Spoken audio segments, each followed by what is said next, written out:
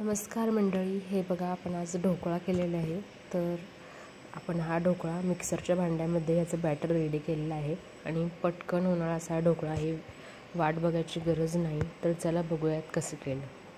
तर इथे मिक्सरचं मी भांडं घेतलेलं आहे. तर ह्याच्यामध्ये मी 1.5 वाटी बेसन पीठ घेतलेलं आहे या वाटीच्या साहाय्याने. तर इथे मी 1.5 वाटी बेसन पीठ घेतलेलं आहे आणि आपण याच पिठामध्ये आपण मीठ घालणार आहोत. साखर घालते मी 2 चमचे आणि मी लिंबूचा रस घालते. एक चमचा, मोठा चमचा लिंबूचा रस घातलेला आहे आणि थोडीशी हळद घातलेली आहे मी याच्यामध्ये. आणि मी अर्धा ग्लासच्या पण खाली पाणी घेतलेलं आहे आणि आपल्याला जसं लागेल घट्ट असं किंवा जसं बॅटर पाहिजे त्याप्रमाणे आपण यामध्ये पाणी ॲड करणार आहोत. पण अर्धा ग्लासच्या खाली आपल्याला पाणी लागेल. तर चवीनुसार मीठ घालते मी ह्याच्यामध्ये आणि हे बारीक करून घेणार आहे मिक्सरमधून. तर तुम्ही बघू शकता छान असे मिक्सरमधून बारीक करून मी घेतलेलं आहे. आणि आता ह्याच्यामध्ये मी 2 चमचे तेल ॲड करत आहे आणि छान असे आपल्याला फेटून घ्यायचं आहे.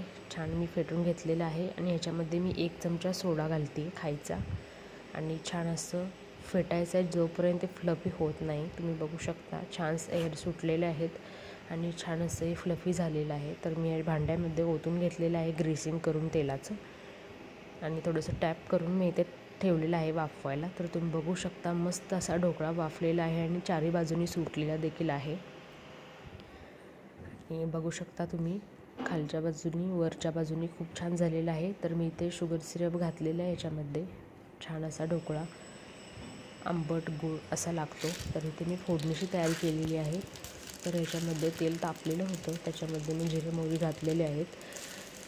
थोड्याशा मिरच्या आणि कोथिंबीर देखील ॲड केलेली आहे आणि ती या ढोकळ्यावर मी मस्त अशी वतून घेतलेली आहे.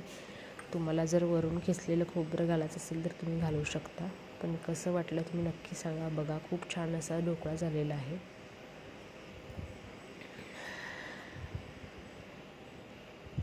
तर अशा आपण ह्याचे 4 भाग करून घेतो आहे. मस्त असे बघू शकता तुम्ही.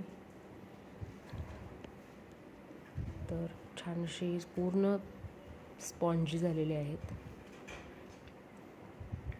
तर कसे वाटले तुम्ही नक्की सांगा.